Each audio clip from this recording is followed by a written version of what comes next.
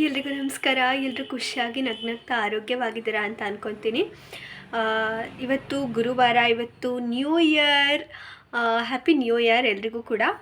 So ಇದು ನನ್ನ ಹೊಸ ಡೇ, ಹೊಸ ಇಯರ್ ಮತ್ತು ಹೊಸ ಜರ್ನಿ ಕೂಡ, ಯೂಟ್ಯೂಬ್ ಜರ್ನಿ ಹೊಸದಾಗಿ ನಾನು ಸ್ಟಾರ್ಟ್ ಮಾಡ್ತಾಯಿದ್ದೀನಿ.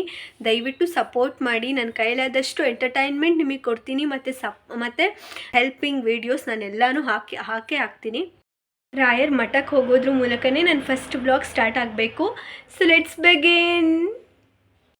ಮೊದಲನೇದಾಗಿ ಫಸ್ಟು ಹೊರಗಡೆ ಕಸ ಗುಡಿಸಿ ನೀರು ಹಾಕಿ ಹೊಸ್ಲೆಲ್ಲ ತೊಳೆದು ನೀಟಾಗಿ ಕ್ಲೀನ್ ಮಾಡಿ ಬಟ್ಟೆಯಿಂದೆಲ್ಲ ಒರೆಸ್ಬಿಟ್ಟು ರಂಗೋಲಿ ಹಾಕಿದೆ.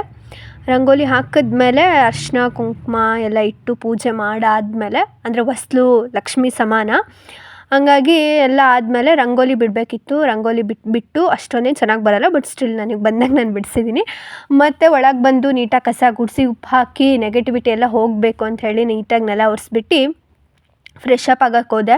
ಫ್ರೆಶ್ ಅಪ್ ಆದಮೇಲೆ ಪೂಜೆಗೆಲ್ಲ ರೆಡಿ ಮಾಡಿಕೊಂಡು, ಇವತ್ತು ಗುರುವಾರ ಆಗಿರೋದ್ರಿಂದ ಎಲ್ಲ ನೀಟಾಗೆಲ್ಲ ಹೂವೆಲ್ಲ ತೆಗೆದು ನಾನೆಲ್ಲ ಪೂಜೆ ಮಾಡ್ಕೊಂಡಾದಮೇಲೆ, ಏನೇ ಆಗಲಿ ನಮ್ಮ ಜೀವನದಲ್ಲಿ 1000 ಬರಲಿ, ಲಕ್ಷ ಬರಲಿ, ಕೋಟಿ ಬರಲಿ, ಎಷ್ಟೇ ಕಷ್ಟಗಳು ಬರಲಿ ನಮ್ಮ ಜೀವನದಲ್ಲಿ, ನಾನು ಹೇಳೋದಿಷ್ಟೇ, ರಾಯರನ್ನ ನಂಬಿ, ಅವ್ರು ಯಾವತ್ತೂ ಕೈ ಬಿಡಲ್ಲ.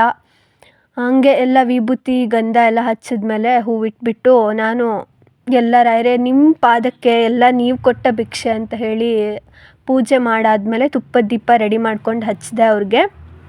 ಅದಾದಮೇಲೆ ಎಲ್ಲ ಅವ್ರಿಗೆ ಬೆಳಗಾದ್ಮೇಲೆ ಎಲ್ಲ ದೇವರಿಗೂ ಬೆಳಗಿ, ನನಗೇನೆಂದರೆ ನನಗೆ ರಾಯರೇ ಶಕ್ತಿ. ಅವ್ರು ಏನು ಬಂದರೂ ರಾಯರು ನೋಡ್ಕೊತಾರೆ, ದೇವರಿದ್ದಾರೆ ಅನ್ನೋದೇ ನನಗೆ ದೊಡ್ಡ ಬಲವಾದ ಶಕ್ತಿ. ಎಲ್ಲ ಮನೆಯಲ್ಲಿ ಪೂಜೆ ಮುಗಿಸ್ಕೊಂಡು ಮಠಕ್ಕೆ ಬಂದೆ. ಮಠಕ್ಕೆ ಬಂದಾಗ ವೈಕುಂಠ ಏಕಾದಶಿ ಇತ್ತಲ್ವ, ಸೊ ಹಾಗಾಗಿ ಎಲ್ಲ ಅಲಂಕಾರ ಎಲ್ಲ ಚಂದ ಮಾಡಿದರು. ಎಲ್ಲ ನೋಡಿಕೊಂಡು ರಾಯರ ದರ್ಶನ ಪಡ್ಕೊಂಡು, ರಾಯರಿಗೂ ಅಷ್ಟೇ ತುಂಬ ಚಂದ ಅಲಂಕಾರ ಮಾಡಿದರು. ಎಲ್ಲ ಪ್ರದಕ್ಷಿಣೆ ಹಾಕಿ, ನೋಡಿ ನಮ್ಮ ರಾಯರು ಹೊರ್ಗಡೆ ದೇವಸ್ಥಾನದ ಹತ್ರ ಇದು ಕೂರಿಸಿದ್ದದು. ಸೊ ಮಂತ್ರಾಕ್ಷತೆ ಇಸ್ಕೊಂಡು ಮನೆಗೆ ಬಂದು ರಾಯರ ಹತ್ರ ಹೋದೆ. ನನಗೇನೆಂದರೆ ನಂಗೆ ರಾಯರೇ ಶಕ್ತಿ. ರಾಯರಿಗೆ ಬಾದಾಮಿ ಎಡೆ ಇಟ್ಬಿಟ್ಟು ನಾವು ಇಲ್ಲಿ, ನಾನು ಮತ್ತು ನನ್ನ ಫ್ರೆಂಡು ದೇವಸ್ಥಾನಕ್ಕೆ ಬಂದಿದ್ವಿ. ಸೀತಾರಾಮಾಂಜನೇಯದು ಕಲ್ಯಾಣೋತ್ಸವ ಇತ್ತು.